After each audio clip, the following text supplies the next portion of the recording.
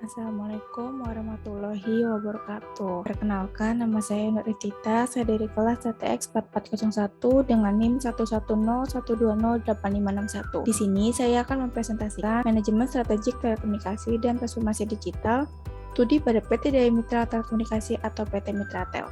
Yang pertama ada eksekutif summary perusahaan. Mitratel didirikan pada tahun 1995. Awalnya, Mitratel berasal dari perusahaan mitra kerja sama operasi di wilayah Kalimantan dengan nama PT Daya Mitra Malindo, yang sahamnya dimiliki oleh beberapa perusahaan swasta nasional dan swasta asing. Pada tanggal 3 Desember 2004, saham Mitratel 100% dimiliki PT Telekomunikasi Indonesia atau PT Telkom. Pada tahun 2008, Mitratel mulai memasuki bisnis penyediaan infrastruktur telekomunikasi, yaitu dengan menyediakan menara telekomunikasi atau tower provider untuk memenuhi kebutuhan penempatan BTS bagi para operator telekomunikasi di Indonesia. Pada tanggal 6 Maret 2019, Mitratel resmi mengakuisisi Persar Soka, yaitu sebuah perusahaan penyedia menara telekomunikasi yang telah memiliki 1.017 menara telekomunikasi. Pada tanggal 20 Desember 2019, Mitratel resmi mengakuisisi 2.100 menara telekomunikasi milik Indosat, sehingga makin memperkuat posisi Mitratel sebagai penyedia menara telekomunikasi terbesar di Indonesia dengan memiliki hampir 20.000 menara telekomunikasi. Selanjutnya adalah analisis SWOT perusahaan.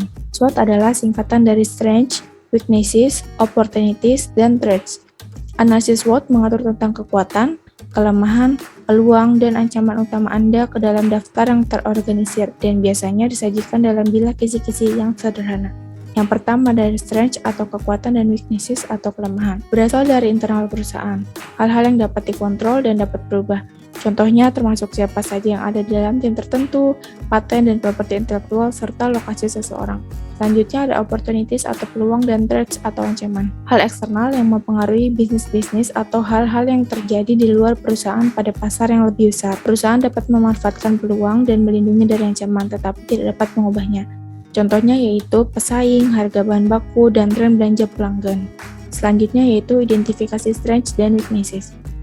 Yang pertama ada identifikasi strength atau kekuatan, di mana yang pertama merupakan perusahaan dengan kondisi yang terbukti cukup baik sebagai perusahaan tower provider awal yang bertahan sampai saat ini, menjadi pemimpin pasar tower sharing dengan jumlah tenan terbanyak, infrastruktur dan kapasitas jaringan yang luas, memiliki SDM yang kompetitif dan memadai baik dalam hal kualitas maupun kuantitas, memiliki pangsa pasar layanan yang baik, memiliki produktivitas dan pendapatan yang terus meningkat, memiliki prosedur dan sistem informasi yang lengkap, rata-rata klien telah terikat dengan kontrak jangka panjang meminimalkan peluang perubahan, adanya dukungan regulasi dari pemerintah untuk layanan tower sharing. Selanjutnya yaitu identifikasi weaknesses atau kelemahan. Yang pertama ada proses prosedur bisnis yang kurang efektif, pemberian harga yang kurang kompetitif, kurangnya diferensiasi layanan, kegiatan promosi masih kurang intensif, organisasi perusahaan masih kurang efektif. Selanjutnya identifikasi opportunities dan threats. Yang pertama ada identifikasi opportunities atau peluang, di mana yang pertama ada ancaman pendatang baru yang menawarkan layanan jasa yang sama, peluang layanan sharing aktif mengungguli sharing pasif atau layanan yang ditawarkan saat ini, peraturan pemerintah yang membatasi ekspansi area-area tertentu, proses akuisisi dengan warga yang sulit di area-area tertentu, perubahan tren telekomunikasi yang dinamis, mahalnya investasi untuk infrastruktur, permintaan perubahan harga dari klien, perekonomian secara global yang cenderung belum membaik. Selanjutnya ada identifikasi threats atau ancaman, di mana yang pertama itu ada demand layanan tower sharing yang besar, cukup jauh mengungguli pesaing dari segi infrastruktur dan coverage area, melakukan pendekatan mitra melalui customer intimacy, pertumbuhan industri telekomunikasi yang signifikan, terbukanya kesempatan untuk ekspansi layanan, serta memiliki kesempatan untuk terus mempertahankan posisi leader layanan tower sharing. Selanjutnya adalah TOWS Metric, di mana Strange merupakan perusahaan dengan kondisi yang terbukti cukup baik sebagai perusahaan tower provider awal yang bertahan sampai saat ini, menjadi pemimpin di pasar tower sharing dengan jumlah tenan terbanyak, infrastruktur dan kapasitas jaringan yang luas, memiliki SDM yang kompetitif dan memadai baik dalam hal kualitas maupun kuantitas, memiliki pangsa pasar layanan yang baik, memiliki produktivitas dan pendapatan yang terus meningkat, memiliki prosedur dan sistem informasi yang lengkap, rata-rata klien telah terikat dengan kontrak jangka panjang,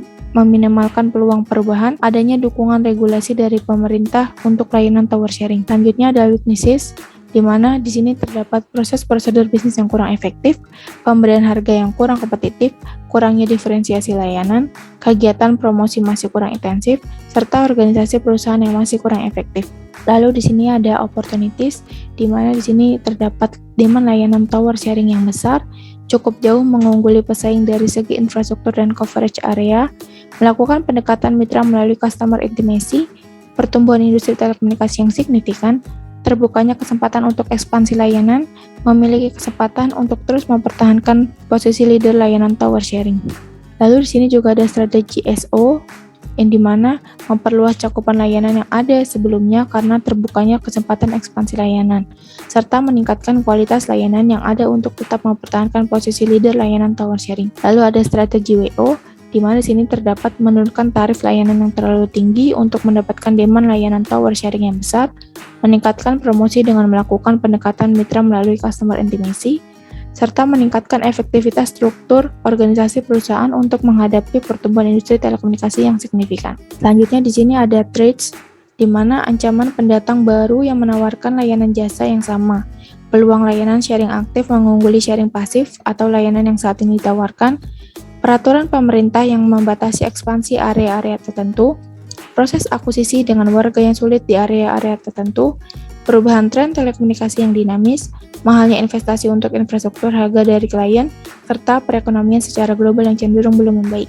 Nah, di sini juga terdapat strategi ST, di mana dalamnya melakukan inovasi layanan sharing aktif untuk tetap dapat mengungguli pesaing, memaksimalkan ekspansi layanan ke daerah-daerah yang tidak dibatasi, memanfaatkan SDM perusahaan yang ada untuk melakukan akuisisi dengan pendekatan persuasif dengan warga di area-area tertentu, memanfaatkan dukungan pemerintah dalam melakukan ekspansi layanan, meningkatkan kepercayaan investor untuk pembangunan infrastruktur baru. Nah, di sini juga ada strategi WT, di mana meningkatkan efektivitas prosedur bisnis untuk dapat mengungguli pesaing, melakukan diferensiasi layanan untuk dapat mengikuti tren telekomunikasi yang dinamis.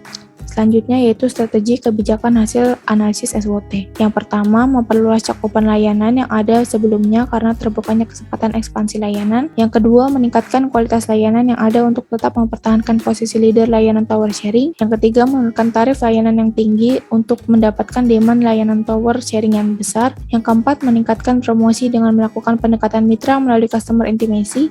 Yang kelima, meningkatkan efektivitas struktur organisasi perusahaan untuk menghadapi pertumbuhan industri telekomunikasi yang signifikan. Yang keenam, melakukan inovasi layanan sharing aktif untuk tetap dapat mengungguli pesaing. Yang ketujuh, memaksimalkan ekspansi layanan ke daerah-daerah yang tidak dibatasi. Yang kedelapan, memanfaatkan SDM perusahaan yang ada untuk melakukan akuisisi dengan pendekatan persuasif dengan warga di area-area tertentu. Memanfaatkan dukungan pemerintah dalam melakukan ekspansi layanan. Yang ke-10, meningkatkan kepercayaan investor untuk pembangunan infrastruktur baru. Yang ke-11, meningkatkan efektivitas prosedur bisnis untuk dapat mengungguli pesaing. Serta yang terakhir, melakukan diferensiasi layanan yang untuk dapat mengungguli tren telekomunikasi yang dinamis. Selanjutnya adalah Business Model Canvas atau BMC. Di sini ada key partnership, yaitu investor swasta, lalu ada key activities, yaitu penyewaan menara telekomunikasi, market tower, micro tower, colocation, reseller, project solution, managed service, dan digital service. Lalu ada value proposition, yaitu jaringan provider yang luas dan besar, layanan yang berkualitas baik, memiliki prosedur dan sistem informasi yang lengkap, menjadi pemimpin pasar tower sharing. Lalu ada key research, yaitu peralatan pembuatan tower, peralatan telekomunikasi. Lalu ada cost structure, yaitu peralatan pembuatan untuk ekspansi, gaji pegawai, biaya pemasaran. Lalu revenue streams, yaitu penyewaan menara.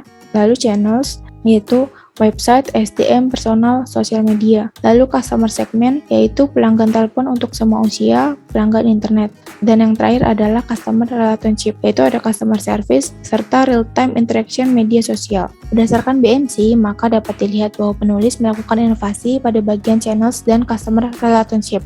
Pada bagian channels, penulis melakukan inovasi dengan memanfaatkan platform media sosial sebagai media pengembang atau ekspansi pengenalan perusahaan. Inovasi ini dilakukan agar pelanggan lebih dekat mengenal perusahaan karena dapat dipahami bahwa media sosial merupakan platform online yang paling banyak dikunjungi oleh orang setiap harinya. Kemudian, untuk customer relationship, inovasi yang penulis lakukan adalah dengan menyediakan layanan real-time interaction untuk menerima keluhan ataupun saran dari pelanggan terkait dengan perusahaan. Sekian presentasi dari saya, kurang lebihnya mohon maaf. Wassalamualaikum warahmatullahi wabarakatuh.